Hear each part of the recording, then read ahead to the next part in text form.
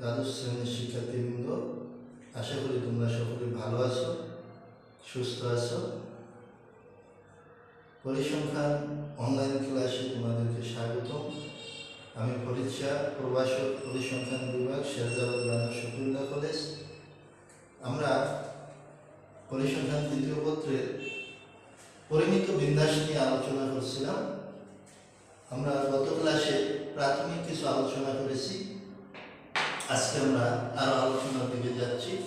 দেখো, আমরা গত ক্লাসে পরিমিত বিন্যাস নিয়ে আলোচনা করেছি, এটা সংজ্ঞা নিয়ে আলোচনা করেছি এবং এর সম্ভাবনা ফাংশন নিয়ে আলোচনা করেছি। আজকে আমরা একটা জিনিস শিখবো, সেটা হচ্ছে কি যে পরিমিত রেখাটা। পরিমিত রেখা হচ্ছে তোমার পরিমিত চলক x এর বিভিন্ন মানের জন্য y এর বিভিন্ন মান বের করে তাদেরকে সব কাগজে উপস্থাপন করে উপস্থাপিত বিন্দুগুলো মুক্ত হস্তে যোগ করলে পরিমিত রেখা পাওয়া যায়। তাহলে পরিমিত চলক x এর বিভিন্ন মানের জন্য যদি আমরা y এর বিভিন্ন মান পাই, তাহলে এই যে x এবং y এর মানগুলো যদি আমরা একটা সব কাগজে উপস্থাপন করি, তোমরা ওই যে গ্রাফ পেপারে যেভাবে এক্স ওয়াই এর মানগুলো বসাও, ঠিক একইভাবে সেমভাবে আমরা যদি এক্স এবং ওয়াই এর বিভিন্ন মানগুলো বসাই সব কাগজের মধ্যে, তাহলে আমরা ঠিক এই শেপ, এই আকৃতির একটা রেখা পাবো।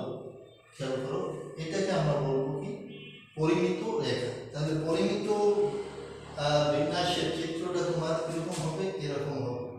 খেয়াল রেখো, ঠিক আছে? এই আকৃতির রেখা, এটাকে আমরা পরিমিত রেখা বলে থাকি। তো এখানে তোমার দেখো, এই যে জিরো, খেয়াল করো যে জিরো ডান দিকের মানগুলো আমরা যেটা এক্স অক্ষের ধনাত্মক দিকে, সেগুলো হলো জিরো থেকে প্লাস ইনফিনিটি। জিরো এদিকে ডান দিকের মানগুলোকে আমরা কি হিসাবে কাউন্ট করবো? প্লাস মান হিসাবে। আর মাইনাস মান আমরা বসাবো জিরো বাম দিকে। বুঝতে পেরেছো? অর্থাৎ আমরা কিন্তু পরিমিত বিন্যাসের সীমাটা কি বলেছিলাম? মাইনাস ইনফিনিটি থেকে প্লাস ইনফিনিটি পর্যন্ত। তাহলে জিরো থেকে প্লাস ইনফিনিটি এদিকে, জিরো থেকে মাইনাস ইনফিনিটি এদিকে। আর এই রেখাটার নাম হচ্ছে তোমার পরিমিত রেখা। আন্ডারস্ট্যান্ড? এবার আসো পরবর্তী অংশ। আমরা তাহলে পরিমিত রেখা আমরা শিখলাম, এখন আছে আদর্শ পরিমিত চলক। আদর্শ পরিমিত চলক, কোন পরিমিত চলক হতে এর গড় বিয়োগ করে তাকে পরিমিত ব্যবধান দ্বারা ভাগ করলে চলকটির প্রাপ্ত পরিবর্তিত রূপকে আদর্শ পরিমিত চলক বলা হয়। আদর্শ পরিমিত চলক বলে। একে সাধারণত জ্যাড দ্বারা প্রকাশ করা হয়। তাহলে তোমার আদর্শ পরিমিত চলক আমরা তাকে বলবো যে কোনো পরিমিত চলক হতে এর গড় বিয়োগ করে তাকে পরিমিত ব্যবধান দ্বারা ভাগ করলে চলকটির প্রাপ্ত পরিবর্তিত রূপকে আদর্শ পরিমিত চলক বলে। একে সাধারণত বড় হাতের জ্যাড দ্বারা প্রকাশ করা হয়। তাহলে জ্যাড সমান হবে তোমার কি, এই যে দেখো এক্সটা হচ্ছে আমার পরিমিত চলক। তাহলে এই যে পরিমিত চলক থেকে আমরা বিয়োগ করেছি কি মিউ। মিউ অর্থাৎ মিউ মানে কি, এটা কি গড়, ঠিক আছে? অর্থাৎ ওই চলকের গড়টা বিয়োগ করেছি, ভাগ দিয়েছি কি আমরা সিগমা দ্বারা, অর্থাৎ পরিমিত ব্যবধান দ্বারা। পরিমিত ব্যবধান দ্বারা, পরিমিত ব্যবধান দ্বারা। তাহলে এখান থেকে আমরা সহজে সংজ্ঞাটা কি করবো, যে কোনো পরিমিত চলক হতে এর গড় বিয়োগ করে তাকে পরিমিত ব্যবধান দ্বারা ভাগ করলে চলকটির প্রাপ্ত পরিবর্তিত রূপকে আদর্শ পরিমিত চলক বলে। একে সাধারণত জ্যাড দ্বারা প্রকাশ করে, জ্যাড সমান এইটা। এখন আমরা এই আদর্শ পরিমিত চলকের গড় এবং ভেদাঙ্ক কত সেটা একটু খেয়াল করি।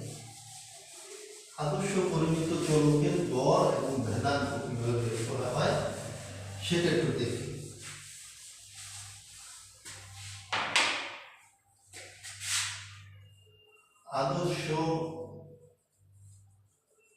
পরিমিত চলকের গড় ও ভেদাঙ্ক। তাহলে আদর্শ পরিমিত চলকের গড়টা আমরা লিখতে পারি কি expectation of Z. Expectation of Z কে আমরা গড় হিসাবে ব্যবহার করব। এক্সপেকটেশন অফ এক্স মানে কি এক্স এর গড়, তাহলে জেড এর গড় হবে কি এক্সপেকটেশন অফ জেড। তার মানে কি expectation of X minus mu by sigma. ওই যে জেড এর মানটা আমরা এখানে বসাবো, expectation of X minus mu by sigma. এখানে সিগমাটা কি তোমার ধ্রুবক, সিগমাটা হচ্ছে ধ্রুবক। আমরা পরিমিত ব্যবধানের সংজ্ঞাতে বলেছিলাম যে সিগমাটা হচ্ছে ধ্রুবক। কাজে যেহেতু ধ্রুবকেরটা আমরা বাইরে নিয়ে আসতে পারি, ধ্রুবকটাকে বাইরে আগে নিয়ে আসতে পারি, তাহলে থাকবে তোমার কি expectation of X minus mu, তাহলে 1 বাই সিগমা। এটা এক্সপেকটেশন দুইটার মধ্যে যদি আমরা দিয়ে দিই তাহলে মানে কি expectation of X minus expectation of mu, তাহলে 1 by sigma expectation of X মানে আমরা কি জানি mu, minus expectation of mu মানেও মিউ। ঠিক আছে, এক্সপেকটেশন অফ এক্স মানে গড়, তো গড় মানে কি মিউ। আবার মিউ মানে গড়ের এক্সপেকটেশন নিলে, গড় যেহেতু ধ্রুবক কাজে এটার এক্সপেকটেশন নিলে এই গড়ই আর মিউ, তাহলে মিউ মাইনাস মিউ সমান কি তোমার 0। তাহলে 1 বাই সিগমা গুণ 0 সমান 0। তাহলে আদর্শ পরিমিত চলকের গড় আমরা পেলাম কত 0। তো ভেদাঙ্ক ভেরিয়েন্স অফ জেড সমান variance of x minus mu by sigma, x minus mu by sigma. ঠিক আছে, তাহলে 1 by sigma square equal to 1 by sigma square variance of x minus mu। এখানে সাইড নোটে আমরা লিখতে পারি যেহেতু variance of x by a, যেখানে a হলো ধ্রুবক, equal to 1 by a square variance of x, অর্থাৎ ধ্রুবকটা ভাগ হিসাবে যেতে থাকে সেটা আমরা বাইরে এনে স্কয়ার দিই 1 by a square into variance of x। কাজে এখানে সিগমাটা যেহেতু ধ্রুবক কাজে 1 বাই সিগমা, তো এটা বাইরে এসে পড়বে কি 1 বাই সিগমা স্কয়ার, আর এটা থাকবে variance of x minus mu সমান 1 by sigma square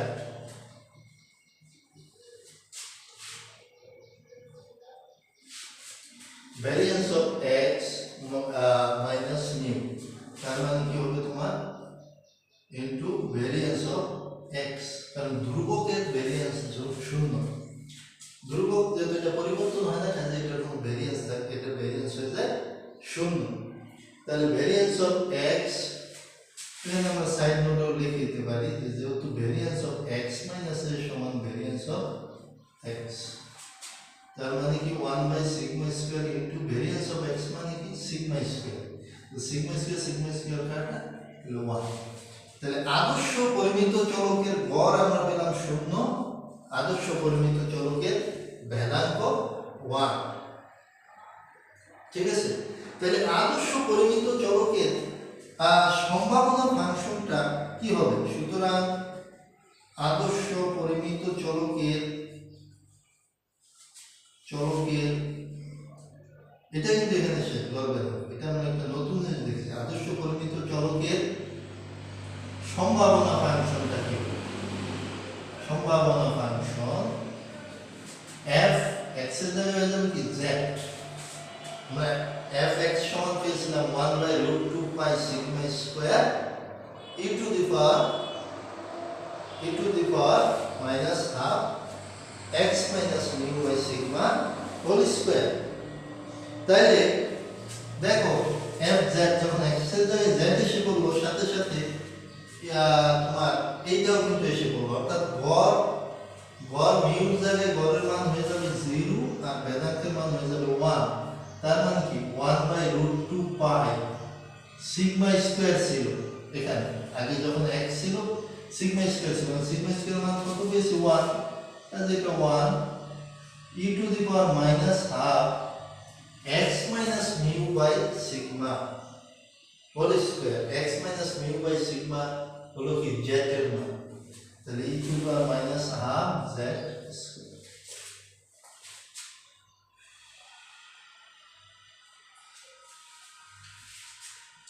minus infinity is then z infinity এই হলো তোমার আদর্শ পরিমিত চলকের সম্ভাবনা ফাংশন। প্রিয় শিক্ষার্থীবৃন্দ, আশা করি তোমরা সকলে বুঝতে পেরেছ।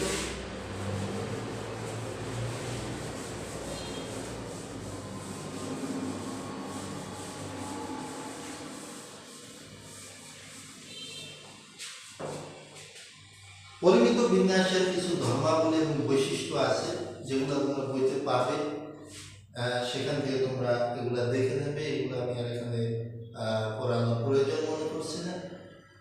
পরিমিত বিন্যাসের ধর্মাবলী এবং বৈশিষ্ট্যগুলো তোমরা দেখে নেবে। আমরা এখন একটা গাণিতিক সমস্যা দেখাই, আমরা ধাপে ধাপে যেগুলো শিখবো। তাহলে অঙ্কগুলো খুবই মজার অঙ্ক, যদি বুঝতে পারো, মনোযোগ দিয়ে যদি দেখো তাহলে দেখবে এই অধ্যায়ের অঙ্কগুলো খুবই মজার। আর যদি মনোযোগ না দাও, না বোঝো, প্রথম থেকে যদি অঙ্কগুলা ধাপে ধাপে ভালোভাবে খেয়াল না করো তাহলে কিন্তু তুমি বুঝতে পারবে না, ঠিক আছে? তো সেই জন্য আমাদের মনোযোগ দিয়ে দেখতে হবে। প্রথম আমরা দেখো যে কিভাবে আমরা জ্যাটের মানগুলো আমরা বিন্যাসের মান নির্ণয় করতে পারি। ধরো তোমার আছে একটা যে probability of Z less than -1.78 এটার মান বের করতে বলা হবে, ইকুয়াল টু হোয়াট? ঠিক আছে, probability of Z less than -1.78 equal to what. তাহলে আমরা প্রথমে এটা কিভাবে বের করতে পারি খেয়াল করো। প্রথমে তোমাকে সাজাতে হবে। সাজানোটা কিভাবে করবে? তুমি এখানে একটা চিত্র আনবে। ওই যে আমরা যে পরিমিত রেখার যে চিত্রটা বলবো সেটা এঁকে নেব। পরিমিত রেখার চিত্রটা আমরা এখানে এঁকে নিলাম। চিত্রটা এখানে 0, এদিকে ডান দিকে কি তোমার প্লাস ইনফিনিটি, বাম দিকে মাইনাস ইনফিনিটি, ঠিক আছে? এখন জেটের মানটা আমরা কোথায়, জেটের মানটা এখানে কত আছে যে -1.78 থেকে ছোট। তো -1.78 বিন্দুটা আগে বসাই, মাইনাস মান কোন দিকে বসবে? এই যে বাম দিকে। তাহলে এখানে একটা আনুমানিক ভাবে আমরা বসাই যে ধরো এদিকে আমার বিন্দুটা হলো -1.78। এখন জেড এই -1.78 থেকে ছোট, -1.78 থেকে ছোট। তাহলে ছোট মানে কি? মাইনাসের ক্ষেত্রে যত আমরা বেশির দিকে যাব, মাইনাস মান যত বড়র দিকে যাবে তত কি কম, তত ছোট। প্লাসের মান বড়র দিকে গেলে কি বেশি, কিন্তু মাইনাসের মানের ক্ষেত্রে কিন্তু বিপরীতটা, উল্টাটা। এটা কিন্তু খেয়াল রাখতে হবে ভালো করে যে মাইনাসের ক্ষেত্রে তোমার যত বড় মানের দিকে যাবে তত ছোট। তাহলে আমরা তার মানে কি জেটের মানটা এই দিকে, যেহেতু জেটের মানটা বলছে কম, তার মানে জেটের মানটা এই দিকে যাবে। তুমি আগে এখান দিয়ে একটা রেখা টানো, টানার পরে এখন কম, তার মানে জেটের মান এদিকে। তাহলে এদিকে আমরা একটু ছায়া অঞ্চল রেখে দিলাম। অর্থাৎ এটাই হলো তোমার কি, এই যে আমি রেখা টেনে দিয়েছি, এটাই হলো, এতটুকু হলো জেড। তাহলে এতটুকুর মান বের করতে পারলেই আমার এই প্রবাবিলিটির মানটা বের করা হয়ে গেল। তো এখন এতটুকু আমি কিভাবে সাজাতে পারি? দেখো, এই যে এখান থেকে এইখানে, এই টোটাল অংশ থেকে যদি আমি সাদা অংশটুকু বাদ দিয়ে দিই তাহলে তো এতটুকু মান পাই, ঠিক আছে না?